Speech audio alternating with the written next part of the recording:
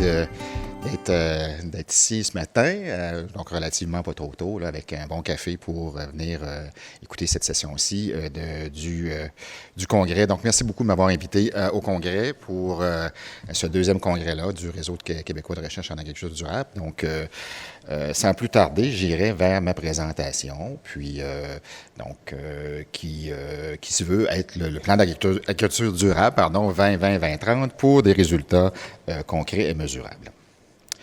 Donc, comme vous savez, 5 objectifs derrière le pad, 5 objectifs et 8 cibles qu'on pourra passer en détail là, dans les prochaines diapos.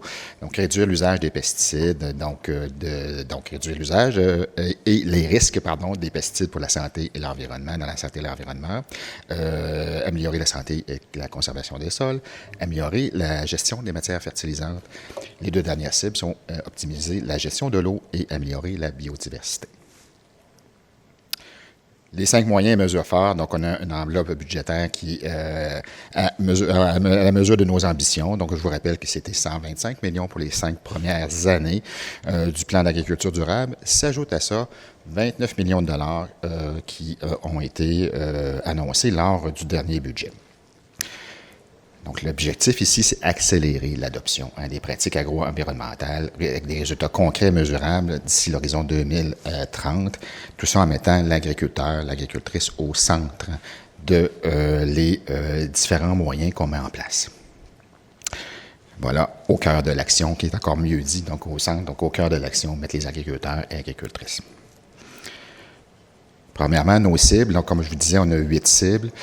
Les 2 premières sont en lien avec la réduction des pesticides, donc réduire de 40 % les risques pour la santé et l'environnement des pesticides, puis réduire de 500 000 kg les pesticides de synthèse vendus. On dirait que ça sort différent, hein? La voix, ça se peut-tu?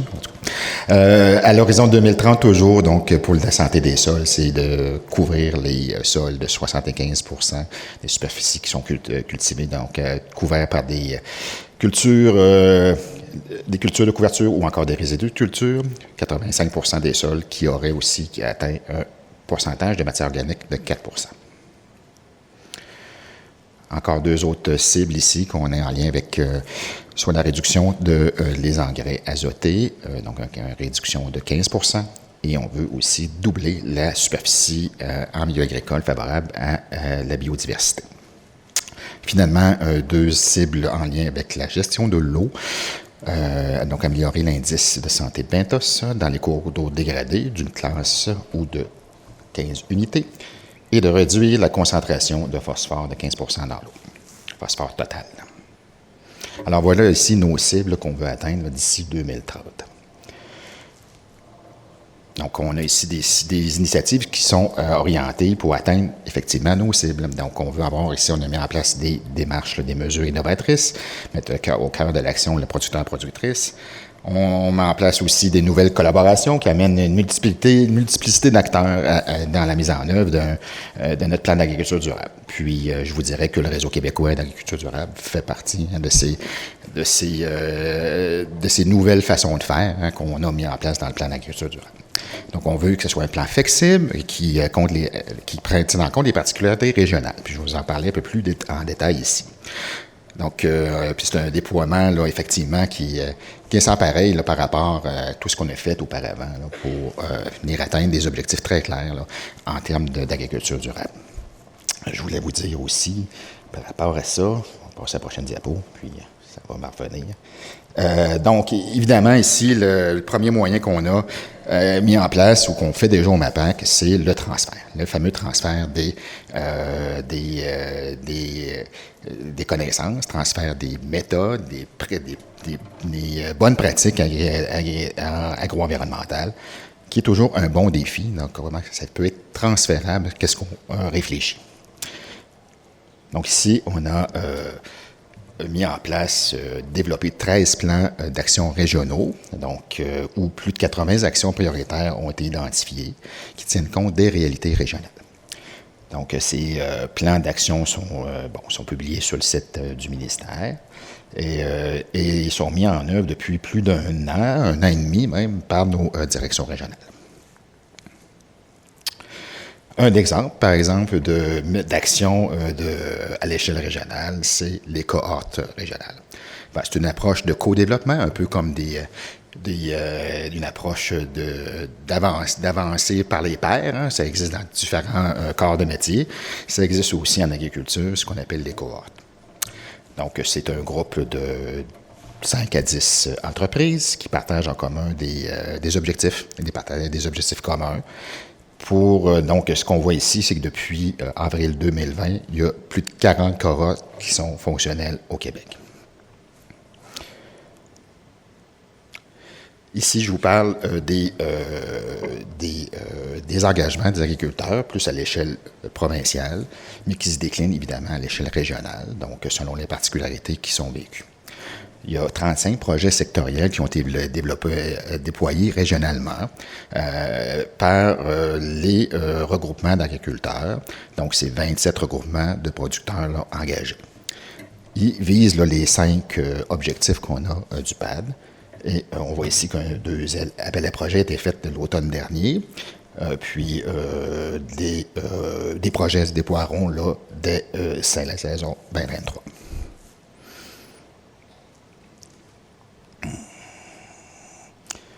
Visiter AgriRéseau, donc le site où on a tous les projets, où sont le CRAC, en fait, nous fait toute une liste là, des projets qui ont été acceptés dans le cadre du PAD.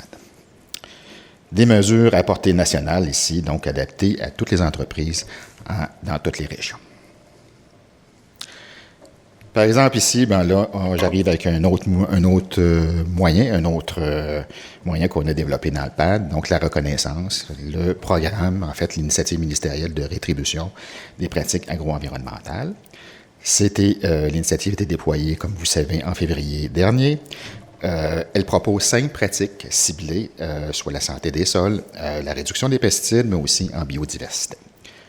Il y a aussi un mécanisme d'obligation de croissance pour avancer dans cette mise en place de bonnes pratiques agro-environnementales. L'initiative ministérielle de rétribution est, je vous dirais, la mesure phare la plus novatrice, je vous dirais, là, dans le plan d'agriculture durable. Développement des connaissances, donc le partenariat avec le FRQNT, qui était signé en février 2021, qui concerne 2 volets. Le programme orienté en partenariat sur l'agriculture et aussi le réseau de recherche en agriculture durable. Donc, la priorité, c'est pour maximiser l'atteinte des cibles. Donc, on voit ici le logo du RQRAD. Donc, les thématiques qui ont été visées dans le RQRAD, c'est la santé des sols, la réduction des pesticides et tout ça dans un contexte de changement climatique. On voit ici là, la logique. Hein? On a nos objectifs, on a nos cibles et on oriente tous nos travaux en fonction d'atteindre nos cibles là, qui sont quand même ambitieuses, mais qu'on veut atteindre d'ici les 7 prochaines années. Hein? Quand même, le temps avance. Hein? On parle de 2020-2030.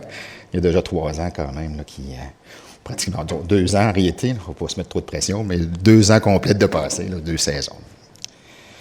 La formation, donc une autre partie très importante de nos moyens.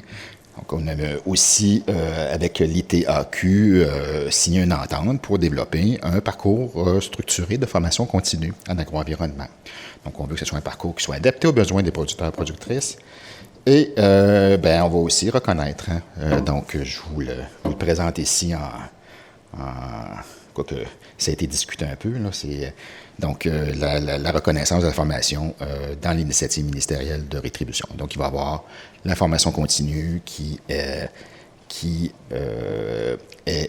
développée par l'ITAQ, un producteur, une productrice agricole qui est inscrite à la rétribution pourra se faire reconnaître ses heures de formation et se faire là, améliorer sa rétribution. L'accompagnement, ici, on parle ici de l'approche mandat, mais aussi du programme service-conseil. Il y a une bonification qui a eu lieu en 2022 pour l'enveloppe là, en agro-environnement par rapport à l'approche mandat. Et dans les prochaines années, il y aura des éléments là, qui se développent pour le programme service-conseil, donc qui va être renouvelé là, ce printemps. Donc, en résumé, le PAD, c'est des démarches phares, des mesures phares, innovatrices, qui placent au cœur, le producteur au cœur des démarches. Donc, je vous parlerai de deux mesures innovatrices, c'est certainement la rétribution, mais aussi le Réseau québécois de recherche en agriculture durable, qui est tout à fait nouveau et qui vient fédérer là, tout un pan de la recherche. C'est fort intéressant.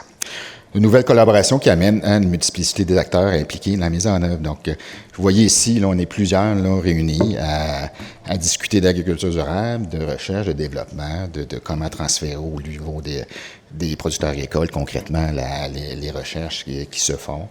On ne pouvait pas penser que ça se faisait il y a quelques années déjà. Là. Fait que déjà, on a fait des grands pas et on est dans une très bonne voie. Une mobilisation de tous les acteurs pour atteindre les cibles, donc c'est ça que je parlais, je devance ma puce. Et puis, il y a un développement sans pareil qui fait qu'il y a du PAD, un réel projet de société. Fait que voilà, j'aurais terminé ma présentation. Je suis prêt à prendre des questions.